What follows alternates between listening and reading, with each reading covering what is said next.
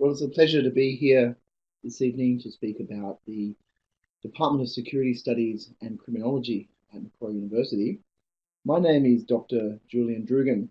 I'm a terrorism researcher at Macquarie University where I teach courses in terrorist theory and counterterrorism, and where I also edit the International Journal of Policing, Intelligence and Counterterrorism, which is an academic vehicle trying to understand what terrorists do and how best intelligence and policing and other areas can be used to try and create effective counterterrorism. At Macquarie University, I also am involved in a series of research projects to understand terrorists and different forms of terrorism and to try to work out how Australia and its region can cooperate and create robust and resilient counterterrorism policies. Now, I'm here to talk to you about the Department of Security Studies and Criminology and to give you a sense of what we do in our master's programs, in particular in our Masters of Terrorism Studies or Intelligence, our Masters of Policing Intelligence and Counterterrorism. I thought I'd start with a bit of an illustration. And you can see on the screen in front of you, there's an image there of the Syrian conflict, one of the most dramatic and tragic of international security problems in the 21st century, certainly in the last few years. But if we look at the Syrian conflict and if we try to tease apart all the different aspects of it and the different issues and themes that have contributed to it, we can really see a very complex, very mixed, a very multi-layered sort of environment that's created this kind of insecurity and has all sorts of implications. So you could go back and look originally at something as broad as environmental security. Back in 2009, 2010, and afterwards, a drought began to really affect large parts of the Middle East, in particular parts of Syria. And the lack of water caused many people to leave the land and to leave their agricultural homes and to move to the cities looking for food, jobs, and opportunities. The crop failures led to a large burgeoning population of people in the cities, especially many angry young people, particularly young men, who were demanding more opportunities. So this is the big picture environmental security in the 21st century. Now, those large numbers of people in the cities in Syria contributed to the process in 2011, 2012 of the so-called Arab Spring, with large numbers of young people rising up and protesting and revolting against the rulers of a whole series of countries in that region, which they perceived as being corrupt and nepotistic and inefficient. And they complained of poverty and a lack of economic opportunities, also a lack of democratic opportunities as well. This, of course, led to the mass security issues of popular uprisings, the collapse of some authoritarian regimes, and the beginnings of some experiments with democracy and popular rule in places. In some places like Egypt, these were quickly put down because of groups like the Muslim Brotherhood taking control of this particular narrative. So there's another dimension here of demographics and social security. Now, what we see in Syria is the regime responds back against these uprisings of people looking for change very heavy-handedly. And it uses its military and its intelligence organizations to basically try very hard to keep regime security. This is what you might call the problem of corrupt and violent, and in some cases almost terrorist-like regimes who are happy to destroy their own people for the security of a few. It's another dimension of international security issues. What we have seen, though, is because of the civil war which was sparked through this popular uprising in Syria and the beginning of the civil war and the response of the state against this, large numbers of people fleeing across the border out into the desert, into places like Jordan, fleeing into places like Turkey, fleeing a war and a huge humanitarian crisis engulfing much of the region. And so what we've seen is, of course, refugee camps that are unimaginably large. We've seen flows of people into the surrounding nation states, and a real emergency situation spreading through neighboring countries like Jordan and Turkey, which are destabilized by these large human movements. This brings together issues like border security, issues like humanitarian intervention, the provision of peacekeeping, and the problem of wartime economies, black markets, and transnational organised crime, which can operate in these sorts of fluid environments. Now, you also know that this refugee humanitarian crisis wasn't just constrained or confined to Syria or its immediate neighbours. It spread very quickly through the Mediterranean, through Turkey into Greece, into the Balkan countries in Europe, creating one of the largest refugee crises in the modern world, with huge numbers of people fleeing into southern European nations, and then once inside the European Union, moving quickly up through corridors towards Germany, towards France, into the UK, and beyond, creating not just a security crisis, but in the European Union, also creating a political crisis as different member states, such as the Germans and the British, try to work out how they can deal with this sort of pressure. We've also seen some responses to that in the EU, being the rise of far-right political parties, contributing also to issues like the Brexit, which add to the destabilisation of international politics. So we have an international dimension here of international security, strategic studies, and international relations also being affected. We also know that the Syrian conflict spread to become a wider geopolitical game of chess. We have all sorts of regional powers and powers from around the globe acting in this conflict, backing certain sides, groups such as the Russians, the Turks, the Americans, groups like the Iranians as well. And this geopolitical conflict has led to the potential for there being a wider conflict spreading out of Syria between countries like Turkey and Russia. The Turks have shot down Russian planes, or between countries like the United States and Iran, or even potentially the United States and Russia as well. This leads us to the issue of geopolitics, of strategic studies, the international security issues of how big powers relate to one another, and the sorts of conflicts and pressures and tensions we see in the modern world as different states vie for dominance in a very fluid and a quickly changing geopolitical environment. Now, as well as that, we've seen in the vacuum created by the lack of centralized state authority and sovereignty in places like Syria, and also next door in Iraq as well, the rise then of new actors who are trying to take advantage of this lack of authority. New actors like militia groups, separatist groups, rebel groups, and of course also groups of insurgents, many of whom are labelled by various people as terrorists. So in this case, you have groups such as the so-called Islamic State, ISIS, ISIL, or Daesh, growing up in this region of eastern Syria, northern Iraq, and becoming a terrorism insurgency, fueling religious extremism and also violence and horrific war crimes throughout.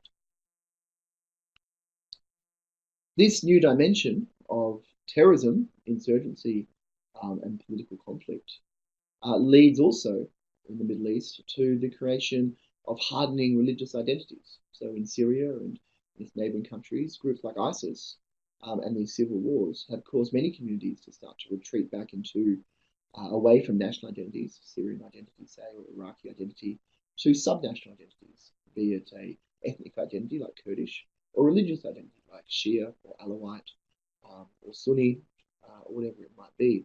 This hardening of sectarian identities is adding to a wider sectarian religious tension and in some cases conflict throughout the Middle East as these outside powers take advantage of the Syrian civil war to vie with one another. Most notably at the moment, the Saudi Arabians, who are Sunni, and the Iranians, who are Shia.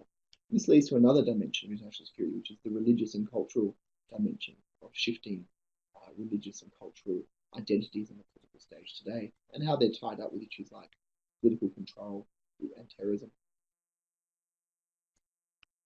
Now, as well as that, we've seen in Europe and beyond groups like the so-called Islamic State using the geopolitical instability that is spreading out of a region like Syria to engage in transnational terrorist actions.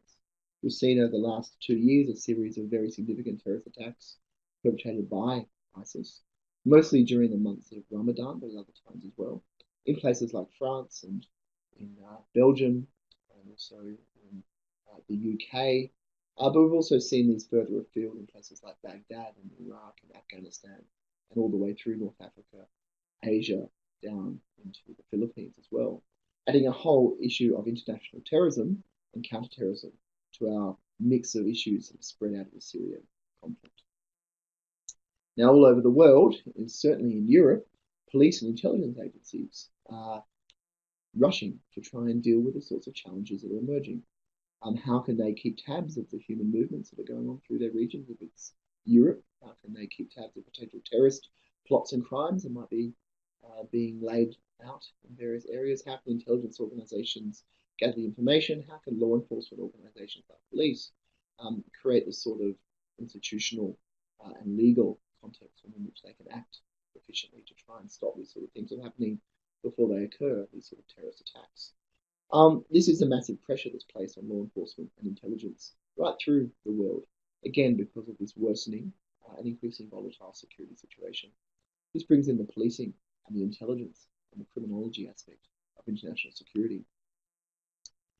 What we also see, though, is a group like ISIS, even though it grows up in the political insurgency of somewhere like eastern Syria and northern Iraq, it's grown very quickly to become an international cyber phenomenon with all sorts of online aspects to its project, online propaganda, violent videos, do-it-yourself terrorism, tactical manuals, recruitment drives through social media, attempts at cyber terrorism and beyond. And this brings us to the new issue and the frontier of cybersecurity. The online dimension becomes a fluid extension of real-world political issues and how it's used by political actors and insurgent actors and terrorists and also people in counterterrorism and intelligence to try and recruit and spread propaganda and psychological warfare around the world. Issues of social media use, Twitter and Facebook and so on, and violent extremism and terrorism becoming some of the larger, most important issues in the Western world. And here, all the way in Australia, very much a long way away from Syria, we have individuals such as Monis and Jabbar, who, although not in any way connected to a group like the so-called Islamic State, certainly have been influenced by its ideologies that are online and influenced by members who are connected with this sort of a group, again online, to act out in homegrown so-called lone wolf terrorist attacks here in Australia. So all of this shows you, I think, that you can start in the 21st century in one part of the world like Syria and look at an environmental crisis. And you can see how something like the lack of rain in Syria can lead to a humanitarian crisis, a popular uprising, a civil war, an international engagement, a refugee crisis, a terrorism crisis, a religious issue, an online radicalization issue, law enforcement pressures, intelligence pressures, all the way to being centrally part of terrorist attacks and extremist attacks somewhere like Australia. This interconnected nature of security in one world, this very multidimensional and networked and complex security landscape that we operate in, within which all sorts of different actors operate, such as intelligence agencies, police forces, governments, private sector organizations, NGOs. This is the complex world that our department tries to deal with at the university. As an academic department, we're involved in security studies, strategic studies, intelligence studies, terrorism studies, and cybersecurity, as well as criminology as well. And it's a very multidisciplinary area, but it's also an area in the university which is quite unique because, as well as being very academic and dealing with research problems around how we can sort out and make sense of this complex world, it's also an area which is a blend of theory and practice, with many of the academics who work at Macquarie University in this area coming out of law enforcement or intelligence or defence or government backgrounds, or having worked in these fields or been in these parts of the world and have operational on-the-ground experience. So what we try and do is give our students the opportunity to get a real sense of what's happening in the world, a very strong academic grounding in research, but also a strong grounding in applied real-world issues, and a chance to work with some stakeholders who have been involved in this sort of stuff for a while. Now, if you decide to come to Macquarie University as a postgraduate and do some of our work, one of the degrees which have been our most popular for many years is a Masters of Policing, Intelligence and Counterterrorism. It's actually called now the Masters of Cyber Policing, Intelligence and Counterterrorism. It's a 1.5-year Masters for most people. You can do a specialization within that Masters in either policing, intelligence, counterterrorism, cybersecurity, or a general specialization. And these are the sorts of courses that you might do in this Master. You do courses on strategic thinkers, organised crime, cybercrime, insurgency, modern intelligence practitioner, and so on. Another one of our master's programs is a Master's of International Security Studies. This takes a broader view rather than being applied operational view of intelligence, counterterrorism, policing, and cybersecurity. It looks instead at the international landscape of international security studies, state versus state conflict, with an Asia-Pacific focus, theoretical but also applied with courses like humanitarian intervention, peacekeeping, and so on as part of it. Also courses on security in the Asia-Pacific, security and warfare, modern warfare, defense issues, weapons of mass destruction, and these sorts of things. It's also a 1.5-year degree. You can also do both of these degrees together as a combined, and that's a 2.5-year double Masters. The Masters of Cyber, Policing, Intelligence and Counterterrorism, and the Masters of National Security Studies. Now, an important thing to mention is that for the rest of this year, second semester, is actually the last time we're going to be offering our degrees in this particular structure.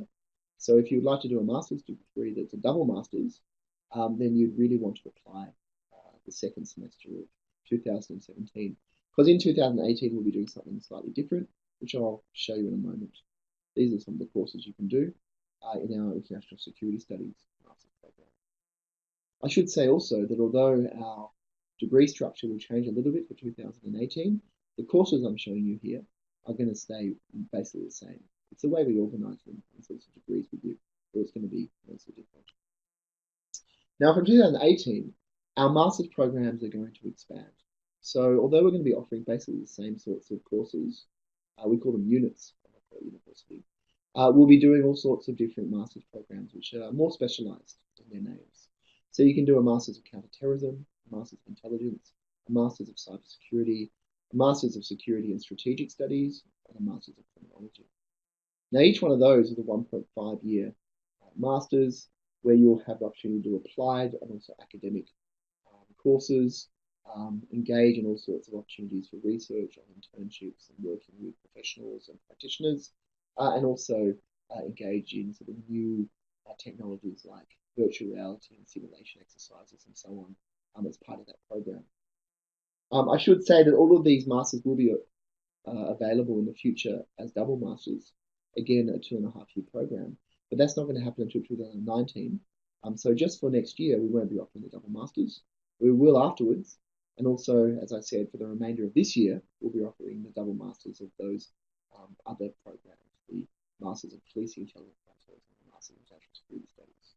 Just for 2018, the double masters will be offered for some time. Now, I should also say that although you would do a master's in, say, intelligence, or a master's in, say, criminology, or a master's in, say, counterterrorism, the way the degree is structured, only half of the units you do over that year and a half would be the specialized units. That means 6 courses. Whereas the other 6 courses you would do as part of that master's would be from across our program. So even if you did a master's in, say, intelligence studies, you could still do a significant number of units in, say, counterterrorism, or in international security, or in cybersecurity.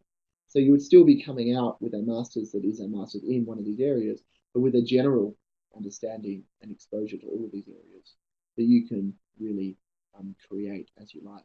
All the units are offered by our department, and they're all specialized security studies units at a high level.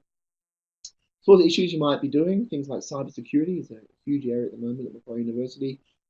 Courses on cyber crime, cyber policing, cyber forensics, warfare, terrorism intelligence in the cyber domain.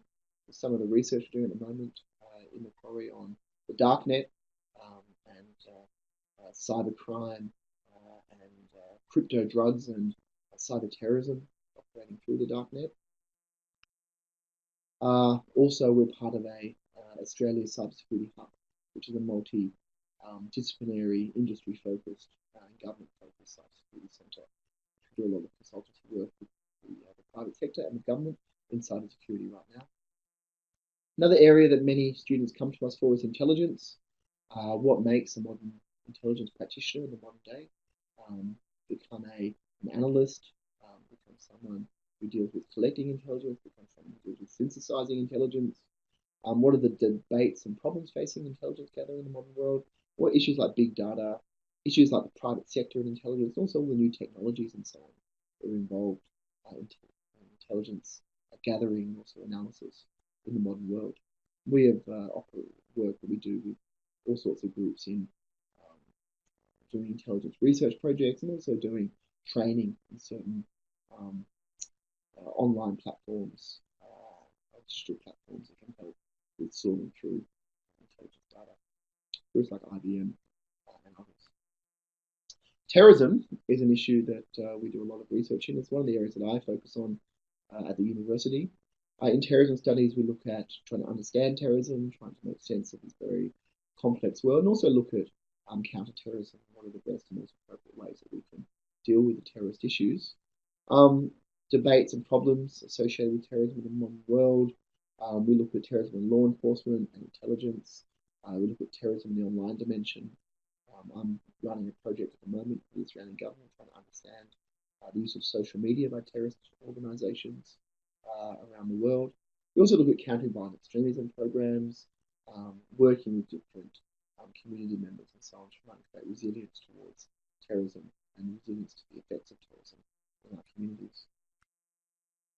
Now, if you do decide to come, we do have recognised prior learning programs in our department. This means that both the entry into our masters and also how long those masters take depends on what you've done before.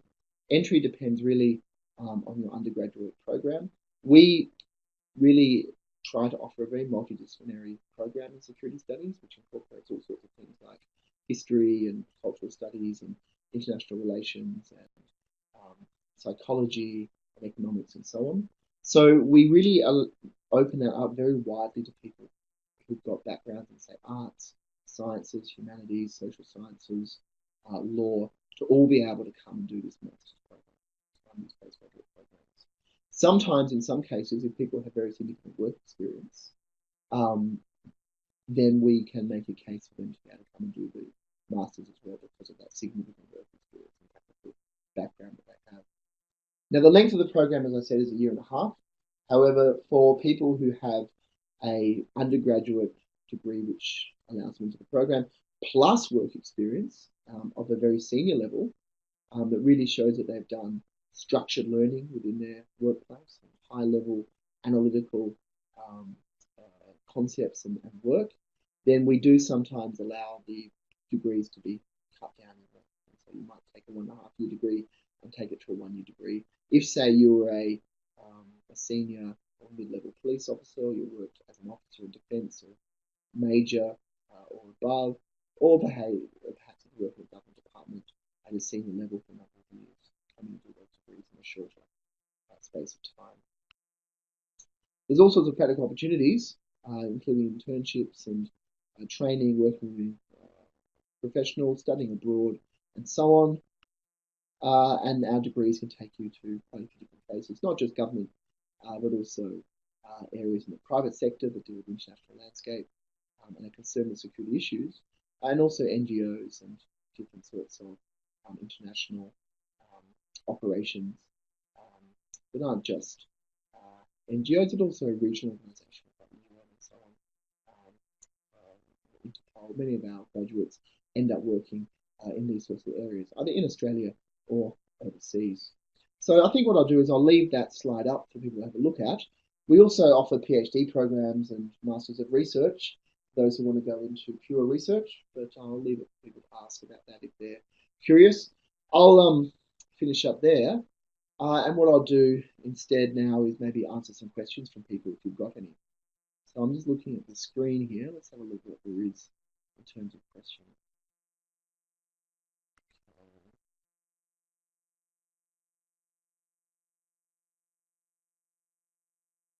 Someone's asked me a question around how much the global Western resource corporations play in creating economic distress in a region like the Middle East?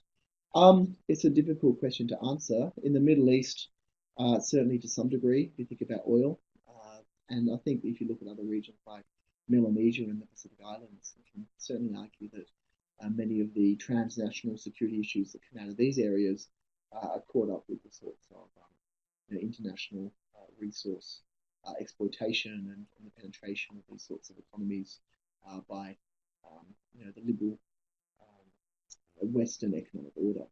It's an interesting research question. I used to do work actually on this in the Solomon Islands, looking at this sort of industrial corporate background to the conflict that led to the Ramsey intervention. It's a good question.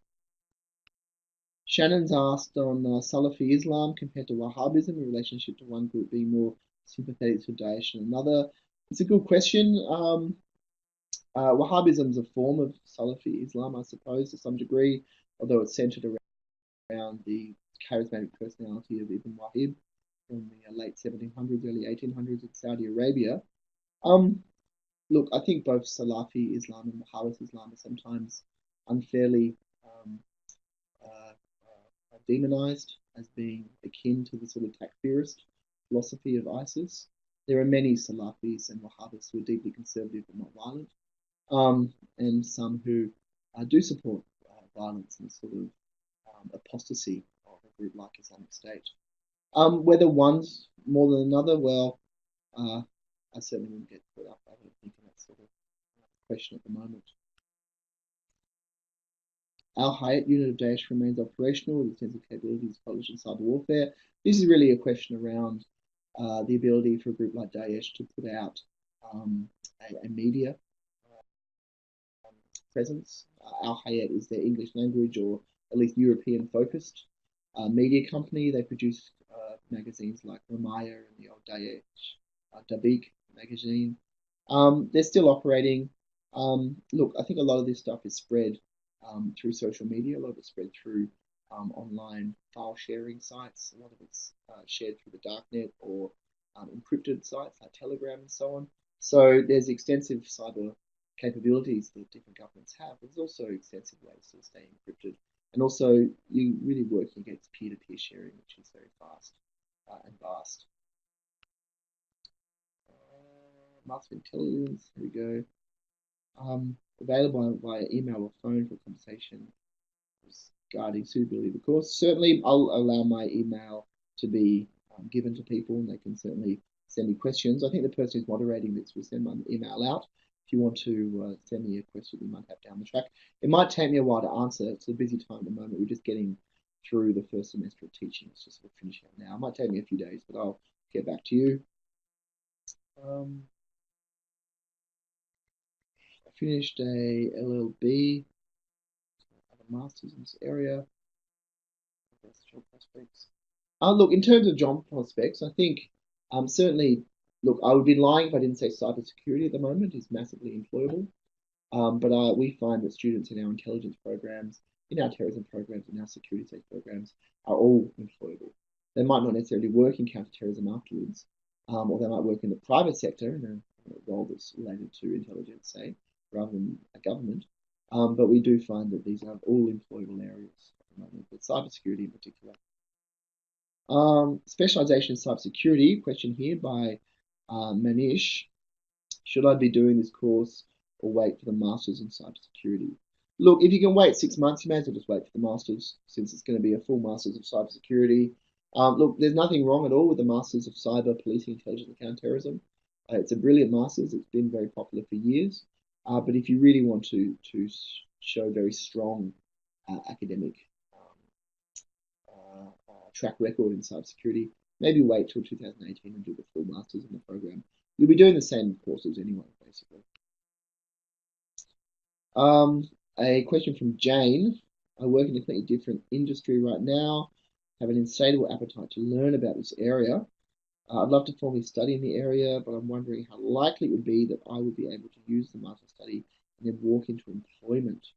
Look, it's a good question. And as I've said, there are graduate programs in government in these areas that do take people every year, but they tend to change their focus on a yearly basis. in different government departments or the Australian Federal Police or whoever and what they're looking for. But our students do have a very strong track record of getting into these sort of programs.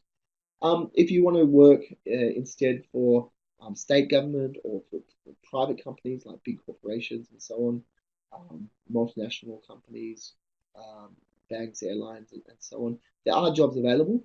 But of course, like any industry, I think any well-paid high industry, it is of course competitive. Likelihood, look, I do find that students who do the degrees who are focused and who are very engaged, anecdotally, my experience is that they end up getting a job and they end up finding a path in front of them.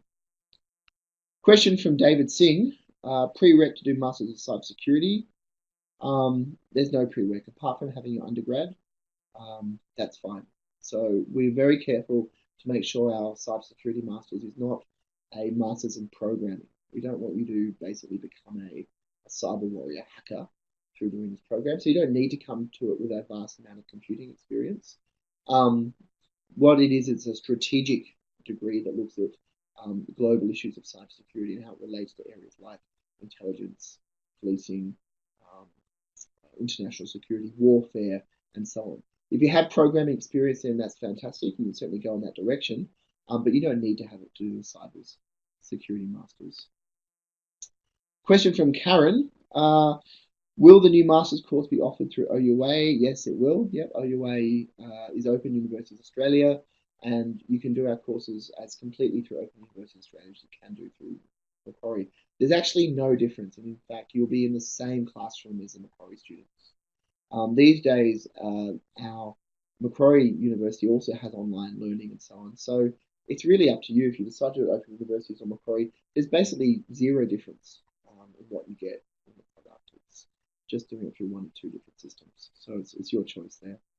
Question from Susanna, currently studying Master's of Accounting, doing subject 12 of 16, congratulations. If I want to conduct a PhD research project in national security, am I eligible? Okay, so PhD entry at Macquarie at the moment goes through what we call a Masters of Research. That means that it's a 2-year master's program. The first year is coursework, where you do our programs and the courses that I've just shown you, but you do a 1 year of them in an intense manner. And then you also do some research training. And then in the second year of the Masters of Research, you write a 20,000-word thesis under the supervision of a member of staff.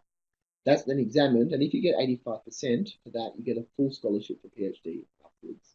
If you don't get 85%, you can still do a PhD afterwards directly, and that's up to you.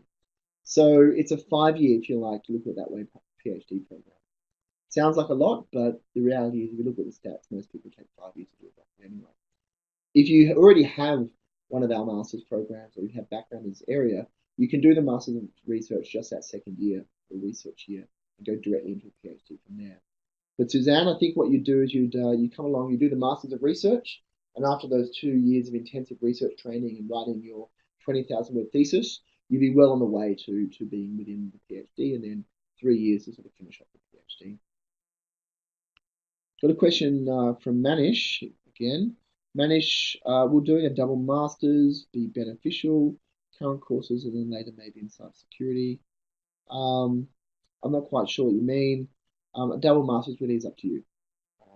It's your choice. It takes longer, of course. Whether it's beneficial or not depends really on what you want to get out of it. James O'Hare, history of computing programming required strongly recommended for studies of cybersecurity. No. So as I was saying, although it would certainly be very useful for you to have that sort of experience, we are trying to offer a cybersecurity program that takes people in at a level where they don't need that sort of background, but brings them up to speed by the end of the year and a half. So you don't need that history of computer programming, but if you did have it, it'd be fine, but you don't need it at all for the cybersecurity masters. All right, question from Shannon. Again, so Shannon's saying, thank you for the answers, very insightful. So you can send an email, fantastic. So Luther says hello. Hello, Luther. Hi. And a question here from John McDonald. John says, interested in a Master's of Intelligence, have a BA in Political Studies, Global Studies, QUT. lecturing experience. Look, I imagine that there's a good chance you could claim maximum RPL. I believe that off the top of my head, maximum RPL is 50%. And I think that you'd have a pretty good case there. So you could certainly send an email through, and we could pass it on for that to be assessed. But yeah, I certainly would imagine if you have that. Well, the BA doesn't matter; that would just get you in. But the lecturing experience, I think, and any other postgrad experience you might have would certainly add to the RPL potential. Jane is asking, do you need prior understanding of IT to do Master's Cybersecurity? No, I've mentioned that. Elia completed BA, major in Criminology, networking units, can't find a job at all in cybersecurity consulting, hesitant to study postgrad because of cost. Not sure what unemployment soon after completing the Master's. You're absolutely correct. You should always, I think, be very thoughtful before you go into doing postgraduate study. Many of our students are already working in these fields as well, and they do postgraduate study, I think, as a way of really career progression within their fields already. That's why we allow all of our courses to be done online if you want to do them online, or you can do them on campus, and we do our actual face-to-face classes in the evening after 5 p.m. to sort of be able to accommodate those people who are working full-time. Those who aren't working already and are looking for the entry-level jobs, you're right, Elia, it's always challenging, as I said. Although if you are looking for jobs, one strategy is to be doing postgraduate study while you're looking so you can fill your resume up in those areas. And of course, what you can do is you can start with not doing a full master's. You can start with doing a graduate certificate or a graduate diploma. They're much shorter. The graduate certificate's only 1 semester. Graduate diploma is only 1 year. And you can slowly build up to a master's, if you decide to keep going, or if you're not finding those jobs yet, you can keep going up into the masters if you want to. So this is a strategy that you can use. Shujit, looking for a master's specialization in cyber analytics, please advise. Look, our Masters of Cybersecurity will allow you to specialize to some degree. Like I said, there are courses in analytics. You can do intelligence courses that also look at various aspects of cyber analytics as part of your masters. You can also focus in your masters on research projects and internships, where you can also tailor your degree towards these sorts of specializations. So you can certainly custom it to a certain degree. I suggest in this case there's a member of staff in our department called Mamun Alazeb, and another one called just give me a moment, it'll come to me. Anyway, Mamun Alazeb you can find on our website. You could always send him an email and ask about that particular issue to him. See how that goes. Rui, how does the role of Chinese terrorism, especially Uyghur terrorism, played in secession movements in Xinjiang and the current stability of the Chinese society? That's a very good question. So, when we look at issues like terrorism, we do look at global terrorism issues, including terrorist issues in places like Western China and Xinjiang. Certainly, the dissident insurgent movement in Western China has a terrorist element to it. We've seen Uyghurs operating in Pakistan and Afghanistan. We've seen networks of Uyghurs through Southeast Asia as well. And we've seen terrorist attacks in places like Kunming in China by Uyghurs using knives and so on quite recently. Destability of the Chinese society, I don't think too much. I wouldn't say that Chinese society is destabilized because of the Uyghur separatists. I think it's a relatively small issue. It's a long way away from Beijing, and there aren't that many Uyghurs when you compare it to the large numbers of Han Chinese. A good question. Luther is sending me some information. Michael, can you start a master's with 18 and upgrade to a double master's in 19? That's a very good question, Michelle. Look, I don't see why you couldn't, actually. I don't think that would be a problem at all. So although, always unexpected things can happen, there's, from my experience, absolutely no reason why you wouldn't be able to start a single master's in 2018 and then be able to articulate that into a double master's down the track. It's a good question. Yes, I wouldn't be worried about that at all. If you did do it and had some problem down the track, just send me an email and we can sort that out for you. Not a problem. Time limit for finishing the course. That's a good question. Look, if you do it part-time, it's double the time. I'm not sure. I think Macquarie University has something like a decade or 15 years or something on the time limit. It's a long time.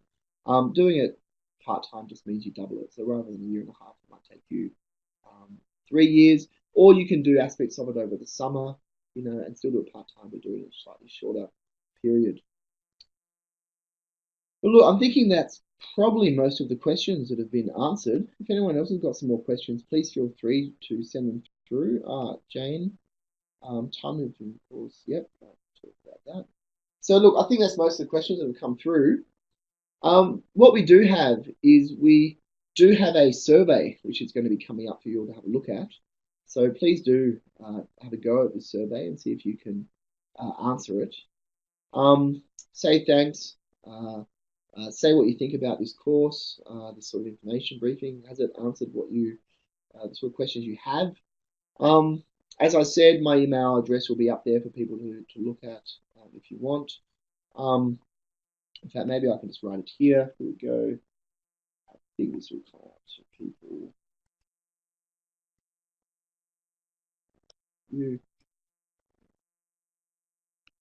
I've just posted it up there. I think that you'll all be able to see that. If not, then have a look for my name on the website. Oh, there's a couple more questions here. Hang on a minute. How much legal studies including the master's degree? No, there's not very much legal study including the master's degree.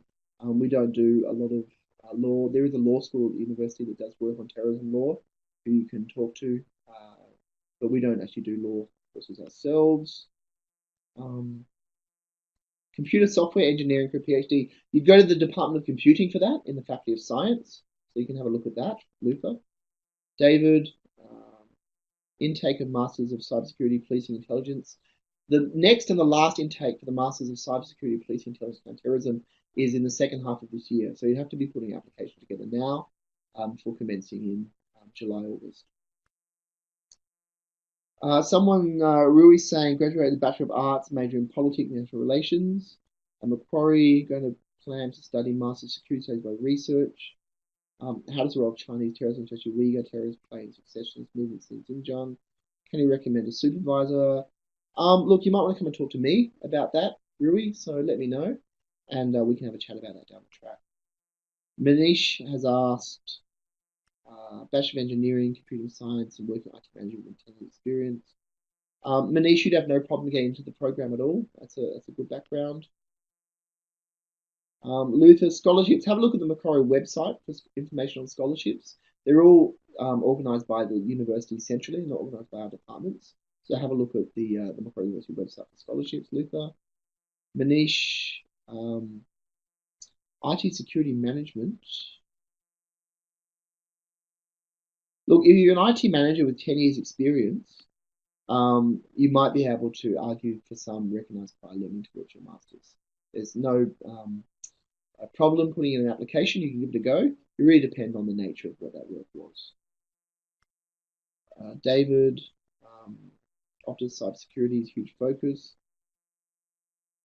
Yep. Sam, when do you have to choose your specialization? Look, if you do the Masters of Policing, Intelligence, and Counterterrorism, you can begin it, as I said, second half of this year. It'll take a year and a half. You can choose your specialization really in your second semester, if you like. That's not a problem at all. Really, your specialization is about the number of units you do in a particular area. So you can do your first semester just generally and then choose your specialization in the second semester. No problem. Okay. Think tanks that work in these disciplines, a question by James. Look, there are some government think tanks like ASPI in Canberra. There are organisations like the Lowy Centre in Australia. There's Jane's Security Review. There's the Institute for Defence Analysis. There's the Brookings Institute overseas.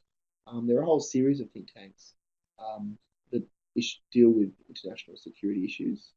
Really, there's a huge number. So have a look online. Those ones that I've just mentioned are all pretty good. Look, and I think I do actually now I think I have come to the end of the questions. Is there any more? Please do write them down. And if not, then thank you all very much for listening. And I hope I've answered your questions. I hope the degree looks interesting for you all, and the sort of research and work we do here at the university looks interesting. It's certainly a very changing and fluid time in international security right now. So unfortunately, I think I could say that this is an area that's going to be in high demand, for the foreseeable future. So look, thank you all very much. Good night, and hope to see some of you in class down the track.